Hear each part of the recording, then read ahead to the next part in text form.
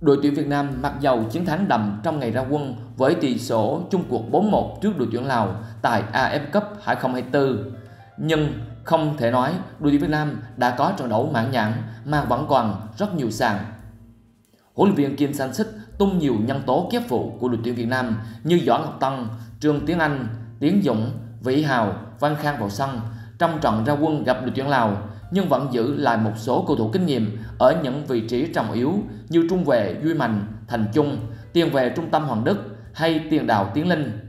Ông Kim muốn có một mũi tên trúng hai đích, vẫn thử nghiệm đội hình nhưng phải có trụ cột để đảm bảo chiến thắng, thậm chí chiến thắng đậm để tạo cách biệt trong cuộc đua tranh. Tuy nhiên, cách sắp xếp đội hình có phần lỡ cỡ chưa hợp lý với những vị trí lần đầu ra sân cùng nhau đã khiến cho đội tuyển Việt Nam nhập cuộc có đôi chút khó khăn. Trên mặt sân kém chất lượng, lòi lõm, bị bung nhiều mảng cỏ ở sân vận động quốc gia Lào, Hoàng Đức cùng đồng đội không thể đã phối hợp bóng ngắn mà tập trung chơi bóng dài với những đường chuyền vượt tuyến rót ra sau lưng hàng phòng ngự dành cho Vĩ Hào, Tiến Linh và Hải Long băng xuống càng lướt đối mặt với thủ môn.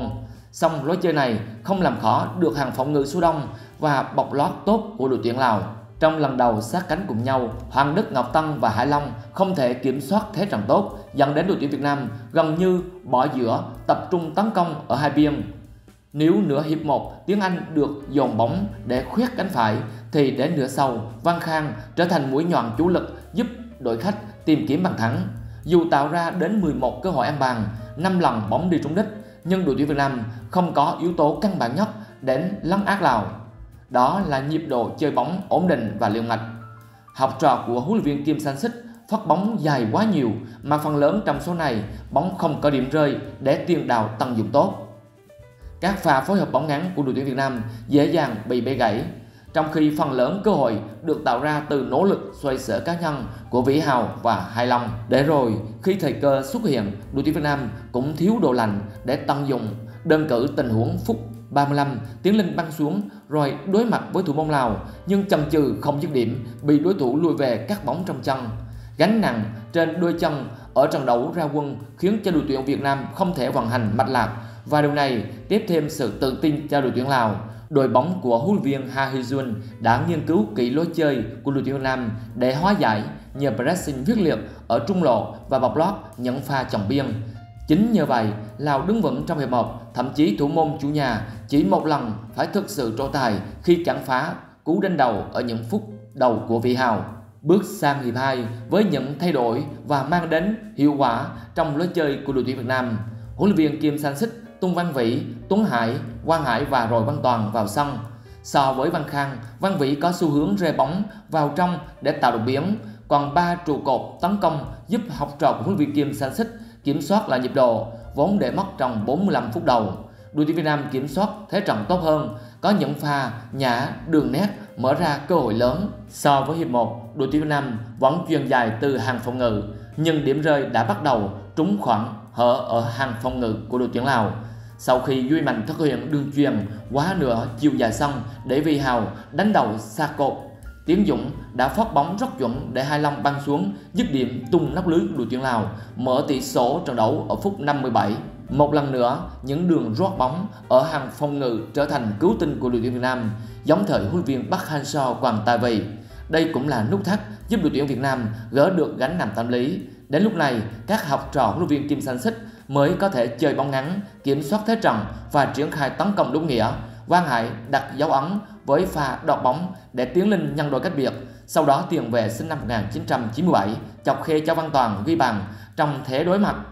So với tuyến giữa thiếu ý tưởng trong hiệp 1, đội tuyển Việt Nam đã chơi thanh thoát và mượt mà hơn. Cú sút xa thanh bàn của tân binh Văn Vĩ trong những phút cuối của trận đấu khép lại trận thắng với tỷ số chung cuộc 4-1 dù gian nan. Tuy nhiên, với chiến thắng này vẫn còn rất nhiều điều để nói về đội bóng của huấn luyện viên Kim Sang-sik. Khả năng áp đặt trận đấu đang là vấn đề khi đội tuyển Việt Nam đã bế tắc với những đường chuyền dài lơ lửng trong cả hiệp 1. Dẫu đối thủ là đội tuyển Lào được đánh giá yếu nhất bảng đấu, các pha lên bóng, phối hợp nhập nhả để mở ra khoảng trống của đội tuyển Việt Nam cũng chưa được thể hiện rõ ràng. Những miếng ghép vắng lệch ở hầu hết vị trí, trong đó có cả sai lầm dẫn đến bàn thua của Đinh Triều và Duy Mạnh trong những phút bù giờ. May mắn cho đội tuyển Việt Nam khi ở lượt đấu tới, thầy trò huấn luyện viên Kim Sang-sik được nghỉ ngơi, toàn đội sẽ có 4 ngày tập luyện để chuẩn bị cho màn thôi hùng với đội tuyển Indonesia diễn ra lúc 20 giờ ngày 15 tháng 12. Huấn luyện viên Kim Sang-sik khẳng định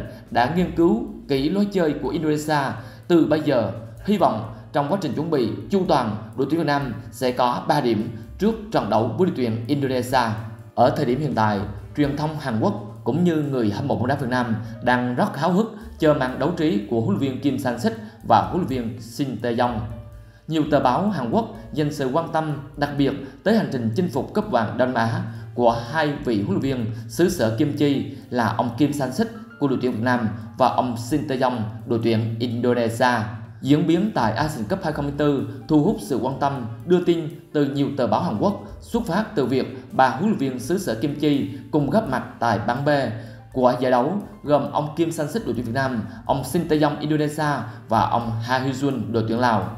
Ngay sau khi lượt trận đầu tiên, News tường thuật huấn luyện viên Shin Tae-yong cùng đội tuyển Indonesia hạng 125 thế giới thắng 1-0 trước Myanmar hạng 167 thế giới, trong khi huấn luyện viên Kim Sang-sik giúp đội tuyển Việt Nam hạng 116 có chiến thắng đậm trước chủ nhà Lào hạng 186 của huấn luyện viên Ha Hyun tới 4-1 trong buổi tối cùng ngày. Nói về màn ra quân thắng lợi của đội tuyển Việt Nam và Indonesia tại bảng B Asian Cup 2024, tờ Korea Daily bày tỏ háo hức trước màn đấu trí của huấn luyện viên Kim Sang-sik và người đồng hương Shin Tae-yong vào ngày 15 tháng 12 trên sân vận động Việt Trì, tỉnh Phú Thọ. Được biết, đây là kỳ Asian Cup thứ 3 của huấn luyện viên Shin Tae-yong, trong đó có lần để thua đội tuyển Việt Nam của huấn luyện viên Park Hang-seo tại bán kết năm 2022. Trong khi đó, đối với huấn luyện viên Kim Sang-sik là lần đầu tiên, nhưng bên cạnh ông còn có hai trợ lý đồng hương giúp sức là ông Choi Kavon và Lee Won-jae,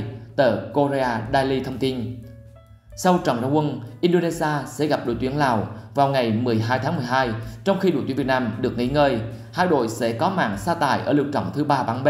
lúc 20 giờ ngày 15 tháng 12 trên sân vận động Việt Trì, Phú Thọ. Như vậy, tính từ khi kết thúc trận đấu với đội tuyển Lào, đội tuyển Việt Nam sẽ có gần 6 ngày nghỉ ngơi, trong khi đội tuyển Indonesia sẽ có 3 ngày nghỉ. Thêm vào đó, thầy trò huấn luyện viên Kim Sang-sik sẽ không phải di chuyển nhiều, trong khi đội tuyển Indonesia vừa phải thi đấu với đội tuyển Lào vào ngày 12 tháng 12, vừa phải di chuyển rất dài từ thành phố Surakarta, Indonesia đến thành phố Việt Trì, tỉnh Phú Thọ. Cụ thể, trong quá trình sang Việt Nam, thầy trò huấn luyện viên Shin Tae-yong sẽ phải trải qua 3 chuyến bay với lịch trình từ Surakarta, Jakarta đến Singapore rồi đến Hà Nội trước khi di chuyển bằng ô tô đến Việt Trì, Phú Thọ.